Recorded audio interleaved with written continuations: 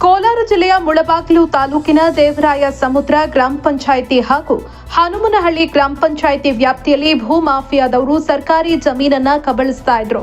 ಗಮನಹರಿಸದ ಕಂದಾಯ ಇಲಾಖೆಯ ವಿರುದ್ಧ ಮುಳಬಾಗಿಲು ತಾಲೂಕು ಡೆಮೊಕ್ರೆಟಿಕ್ ವಾರಿಯರ್ಸ್ ಸಂಘಟನೆ ವತಿಯಿಂದ 23ನೇ ತಾರೀಕು ದೇವರಾಯ ಸಮುದ್ರ ಟೋಲ್ ಪ್ಲಾಜಾದಿಂದ ತಾಲೂಕು ಕಚೇರಿವರೆಗೆ ಕಾಲ್ನಡಿಗೆ ಜಾಥಾ ನಡೆಸಿ ಪ್ರತಿಭಟನೆ ಹಮ್ಮಿಕೊಳ್ಳಲಾಗಿದೆ ಅಂತ ಸಂಘಟನೆ ವತಿಯಿಂದ ಸುದ್ದಿಗೋಷ್ಠಿ ನಡೆಸಲಾಯಿತು. ಇದೇ ಸಂದರ್ಭದಲ್ಲಿ ಡೆಮೊಕ್ರೆಟಿಕ್ ವಾರಿಯರ್ಸ್ ಸಂಘಟನೆಯ ಪದಾಧಿಕಾರಿಗಳು ಮಾತನಾಡಿ, ಇದೇ ತಿಂಗಳು 23ನೇ ತಾರೀಕಿನಂದು ಹಮ್ಮಿಕೊಂಡಿರುವ ಪ್ರತಿಭಟನೆ ಬಗ್ಗೆ ವಿವರಿಸಿದರು. ವರದಿ ಸೈಯದ್ ಫಯಾಜ್, ಮುಳಬಾಗಿಲು. ಇದೇ 23ನೇ ತಾರೀಕು ಗುರುವಾರ ದೇವರಾಯ ಸಮುದ್ರ ಟೋಲ್ ಪ್ಲಾಜಾದಿಂದ ಹಿಡಿದು ಮುಳಬಾಗಿಲು ತಾಲೂಕು ಕಚೇರಿಯವರೆಗೆ ಪ್ರತಿಭಟನೆಯನ್ನು ಮಾಡಿ ಕಾಲ್ನಡಿಗೆ ಜಾಥಾ ಮುಖಾಂತರ ಪ್ರತಿಭಟನೆ ಮಾಡಿ ಇಲ್ಲೊಂದು ಧರಣಿಯನ್ನು ಮಾಡ್ತಕ್ಕಂಥ ಕಾರ್ಯಕ್ರಮವನ್ನು ಹಮ್ಮಿಕೊಂಡಿದ್ದೀವಿ.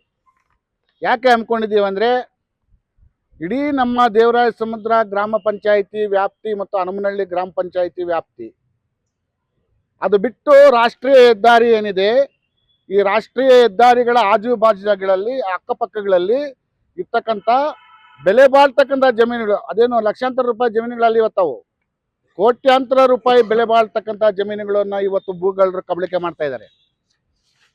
ಭೂಗಳ್ಳರು ಅನ್ನೋದಕ್ಕಂದ್ರೆ ಇವನ್ನ ಭೂ ಮಾಫಿಯಾಗಳು ಅಂತ ಕರಿಬೇಕಾಗ್ತದೆ. ನಾವು ಇವತ್ತು ಭೂ ಮಾಫಿಯಾಗಳು ಇವತ್ತು ಅನೇಕ ಸರ್ಕಾರಿ ಜಮೀನುಗಳನ್ನು ಇವತ್ತು ಕಬಳಿಕೆ ಮಾಡ್ತಾ ಹೋಗ್ತಾ ಇದ್ದಾರೆ.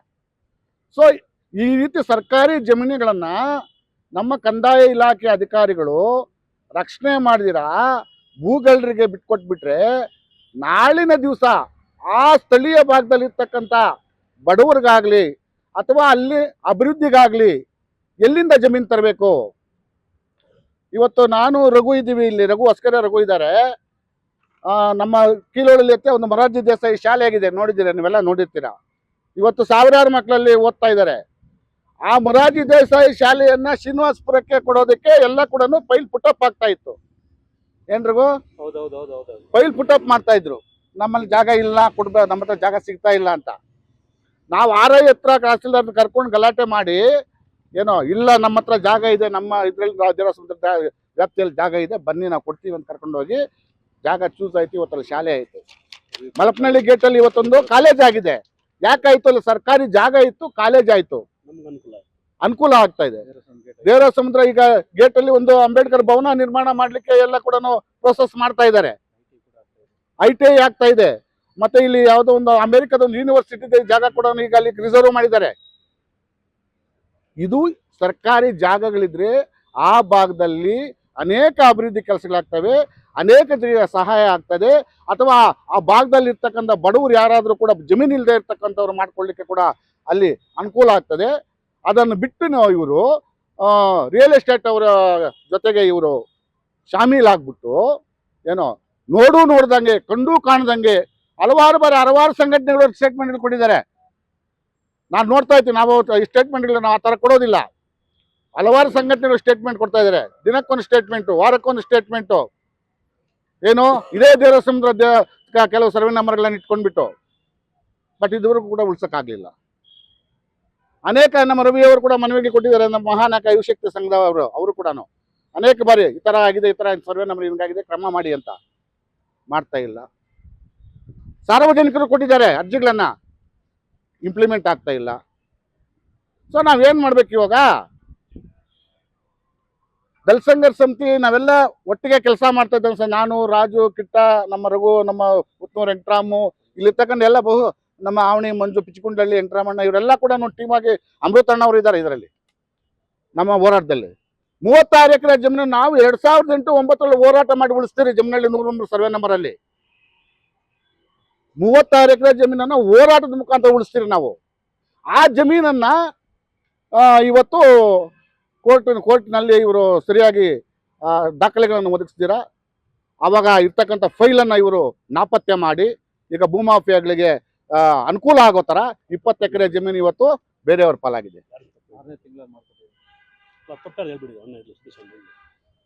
ಯಾರ್ದು ತಪ್ಪಿದು? ಕಂದಾಯ ಇಲಾಖೆ ಅಧಿಕಾರಿಗಳದು. ಕಂದಾಯ ಇಲಾಖೆಯಲ್ಲಿ ಇವತ್ತು ನಾವು ಅಭಿಲೇಖಾಲಿ ಅಂತ ಇದೆ. ಏನಕ್ಕಪ್ಪ ಅಂದರೆ ಸಾರ್ವಜನಿಕರ ಆಸ್ತಿ ಪಾಸ್ತಿಗಳ ಕಡತಗಳನ್ನು ರಕ್ಷಣೆ ಮಾಡ್ತಕ್ಕಂಥದ್ದು ಅವ್ರ ಜವಾಬ್ದಾರಿ ಅಲ್ಲಿರ್ತಕ್ಕಂಥದ್ದು. ನಿಮಗೆ ಗೊತ್ತಿರಲಿ, ಹೇಳ್ತಾ ಇದ್ದೀನಿ, ನೂರಾರು ಕಡತಗಳು ಇವತ್ತು ನಾಪತ್ತೆ ಆಗಿದೆ. ವ್ಯಾಲ್ಯೂಬಲ್ ಪ್ರಾಪರ್ಟೀಸ್ ಕಡತಗಳು ಇವತ್ತು ನಮ್ಮ ಅಭಿಲೇಖ ಆಯುಧದಲ್ಲಿ ಸಿಗ್ತಾ ಇಲ್ಲ. ಹೋದ್ರೆ ಅವರು ಒಂದು ಎಂಡಾರ್ಸ್ಮೆಂಟ್ ನಿಮ್ಮರ ಕೊಡ್ತಾರೆ, ಮಿಸ್ಸಿಂಗ್ ಆಗಿದೆ ಅಂತ. ಕಡತ ನಾಪತ್ತೆ ಆಗಿದೆ, ಸಿಗ್ತಾ ಇಲ್ಲ ಅಂತ ಕೊಡ್ತಾರೆ.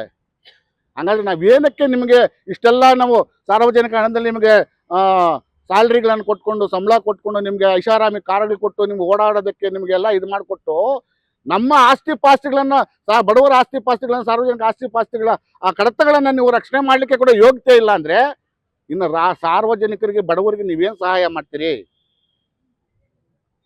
ಇದು ನನ್ನ ಪ್ರಶ್ನೆ. ಬಂಧುಗಳೇ, ಇದನ್ನೆಲ್ಲ ಇಟ್ಕೊಂಡು ಇವತ್ತು ನಾವು 23ನೇ ತಾರೀಕೇನು ಹೋರಾಟ ಮಾಡ್ತಾ ಇದ್ದೀರಿ. ಈ ಹೋರಾಟ ನ್ಯಾಯಯುತವಾದ ಹೋರಾಟ ಆಗಿದೆ. 100 ಎಕರೆ ಭೂಮಿಗಳಿಂದ ಉಳಿಸಬೇಕಾಗಿದೆ. ಇದು ಮೊದಲನೇ ಹಂತದ ಹೋರಾಟ ಇವತ್ತು ನಾವು ತೆಗೆದುಕೊಳ್ತಾ ಇರ್ತಕ್ಕಂಥದ್ದು. ಆಮೇಲೆ ಬೇರೆ ರೀತಿಯ ಹೋರಾಟವನ್ನು ಮಾಡ್ತೀರಿ. ಏನೋ ಇವತ್ತೇನು ಕಂದಾಯ ಇಲಾಖೆ ಅಧಿಕಾರಿಗಳು ಆಗಿನ ಕಾಲದಲ್ಲಿ ಯಾರು ಕೆಲಸ ಮಾಡಿದ್ದಾರೆ, ಅವನಿ RI ಆಗಿ ಯಾರು ಕೆಲಸ ಮಾಡಿದ್ರು, ಆ ಭಾಗದ ಸೆಕ್ರೆಟರಿ ಆಗಿ ಯಾರು ಕೆಲಸ ಮಾಡಿದ್ರು, ಕಡತ ಯಾಕೆ ನಾಪತ್ತೆ ಆಯಿತು, ಜಯಮಾಧವ ತಹಸೀಲ್ದಾರ್ ಕಡತನ್ನ ತೆಗೆದುಕೊಂಡು ಹೋಗಿದ್ರೆ ನನಗೆ ಎಂಡಾರ್ಸ್ಮೆಂಟ್ ಕೊಟ್ಟಿದ್ದೀರಾ, ಹೆಂಗೆ ತೆಗೆದುಕೊಂಡು ತಹಸೀಲ್ದಾರ್ ಅವರು ಯಾಕೆ ತನಿಖೆ ಮಾಡಲಿಲ್ಲ? 2026 ಇವತ್ತು, 2009ರಿಂದ ಇದುವರೆಗೂ ಕೂಡ ಯಾಕೆ ತನಿಖೆ ಮಾಡಲಿಲ್ಲ? 17 ವರ್ಷ ಯಾಕೆ ಮಾಡಲಿಲ್ಲ? ಯಾಕೆ ಕಡತವನ್ನು ತರಿಸ್ಕೊಂಡಿಲ್ಲ? ಸೊ ಎಷ್ಟೆಲ್ಲ ಅನುಮಾನಗಳು ಇದರಲ್ಲಿದೆ. ಅದ್ರ ಜೊತೆಗೆ ಬೇರೆ ಬೇರೆ ಸರ್ವೆ ನಂಬರ್ಗಳ ಜಮೀನುಗಳೆಲ್ಲ ಕಬಳಿಕೆ ಆಗಿದ್ದಾವೆ. ಇದರ ವಿರುದ್ಧವಾಗಿ ನಾವು 23ನೇ ತಾರೀಕು ಜಾಥಾ ಮಾಡ್ತಾ ಇದ್ದೀರಿ. ಟೋಲ್ ಗೇಟಿಂದ ಹಿಡಿದುಕೊಂಡು ತಾಲೂಕು ಕಚೇರಿವರೆಗೂ ಕೂಡ ನಮ್ಮ ಈ ಹೋರಾಟ ಬಂದಿರತಕ್ಕಂಥ ಎಲ್ಲ ನಮ್ಮ ಆತ್ಮೀಯರು ಕೂಡ ಯಶಸ್ವಿ ಮಾಡಿಸ್ಕೊಡ್ಬೇಕು. ಮತ್ತು ಹೆಚ್ಚಿನ ಸಂಖ್ಯೆಯಲ್ಲಿ ಹೋರಾಟದಲ್ಲಿ ನಮ್ಮ ಹಿತೈಷಿಗಳು, ನಮಗೆ ಬೇಕಾಗಿರ್ತಕ್ಕ ನಮ್ಮೆಲ್ಲ ಪದಾಧಿಕಾರಿಗಳು ಎಲ್ಲರೂ ಕೂಡ ಸಮಾನ ಮನಸ್ಕರೆಲ್ಲ ಕೂಡ ಈ ಹೋರಾಟದಲ್ಲಿ ಭಾಗವಹಿಸುವ ಮುಖಾಂತರ ಈ ಒಂದು ಹೋರಾಟಕ್ಕೆ ಶಕ್ತಿಯನ್ನು ಕೊಡಬೇಕು. ಮತ್ತು ನಮ್ಮ ಜಮೀನುಗಳನ್ನು ನಮ್ಮ ಹಕ್ಕು ಅದು ನಾವು ಉಳಿಸ್ಕೊಳ್ತಕ್ಕಂಥದ್ದು. ಅದನ್ನು ಉಳಿಸ್ಲಿಕ್ಕೆ ನಾವೆಲ್ಲ ಕೂಡ ಮಣ ತೊಡಬೇಕು ಅಂತ ಈ ಸಂದರ್ಭದಲ್ಲಿ ಹೇಳ್ತಾ, ನನಗೆ ಮಾತಾಡಲಿಕ್ಕೆ ಅವಕಾಶ ಮಾಡಿಕೊಟ್ಟಂಥ ಎಲ್ರಿಗೂ ಕೂಡ ಒಂದಿಸಕ್ಕೆ ಮುಂಚೆ ಇನ್ನೊಂದು ಮೀಡಿಯಾ ಮುಖಾಂತರ ನಾನು ಮನವಿ ಮಾಡ್ತಾ ಇದ್ದೀನಿ. ಮಾನ್ಯ ಕೋಲಾರ ಜಿಲ್ಲೆಯ ಜಿಲ್ಲಾಧಿಕಾರಿಗಳು ಸ್ಥಳಕ್ಕೆ ಬರಲೇಬೇಕು. ಇವತ್ತು ಮುಳಬಾಗಿಲು ತಾಲೂಕಿನಲ್ಲಿ ಆಗ್ತಾ ಇರ್ತಕ್ಕಂಥ ಅಕ್ರಮಗಳನ್ನು ತಡೀಲಿಕ್ಕೆ ನಿಮ್ಮ ಜಿಲ್ಲಾಧಿಕಾರಿಗಳು ಒಬ್ಬರಿಂದನೇ ಸಾಧ್ಯ ಇದೆ. ನಾವು ಅದಕ್ಕೇನೆ ಕರಪತ್ರದಲ್ಲಿ ಕೂಡ ವಿಶೇಷವಾಗಿ ಹಾಕಿದ್ದೀವಿ. ಕೋಲಾರ ಜಿಲ್ಲೆಯ ಜಿಲ್ಲಾಧಿಕಾರಿಗಳು ಸ್ಥಳಕ್ಕೆ ಬರುವಂತೆ ಕ್ರಮ ಕೈಗೊಳ್ಳಬೇಕು ಅಧಿಕಾರಿಗಳೆಲ್ಲ ಕೂಡ ಅಂತ. ಜಿಲ್ಲಾಧಿಕಾರಿಗಳು ಬರಬೇಕು ಅಂತ ನಾಸಿನ ಈ ಸಂದರ್ಭದಲ್ಲಿ ನಮ್ಮೆಲ್ಲ ನಮ್ಮ ಸಂಘಟನೆ ಪದಾಧಿಕಾರಿಗಳ ಪರವಾಗಿ ಕೂಡ ಅವರಲ್ಲಿ ಮನವಿಯನ್ನು ಮಾಡ್ತಾ, ಅವ್ರ ಸ್ಥಳಕ್ಕೆ ಬಂದು ಮನವಿ ಸ್ವೀಕರಿಸಬೇಕು ಮತ್ತು ಎಲ್ಲ ಅಕ್ರಮಗಳಿಗೆ ಕಡಿವಾಣ ಹಾಕಲಿಕ್ಕೆ ಅವರು ಒಂದು ವಿಶೇಷವಾದ ಸಭೆಯನ್ನು ಮಾಡಿ ಒಂದು ತೀರ್ಮಾನವನ್ನು ತೆಗೆದುಕೊಳ್ಬೇಕು ಅಂತ ಈ ಸಂದರ್ಭದಲ್ಲಿ ಹೇಳ್ತಾ ನನ್ನ ಮಾತುಗಳನ್ನು ಮುಗಿಸ್ತಾ ಇದ್ದೀನಿ. ಜೈ ಭೀಮ್.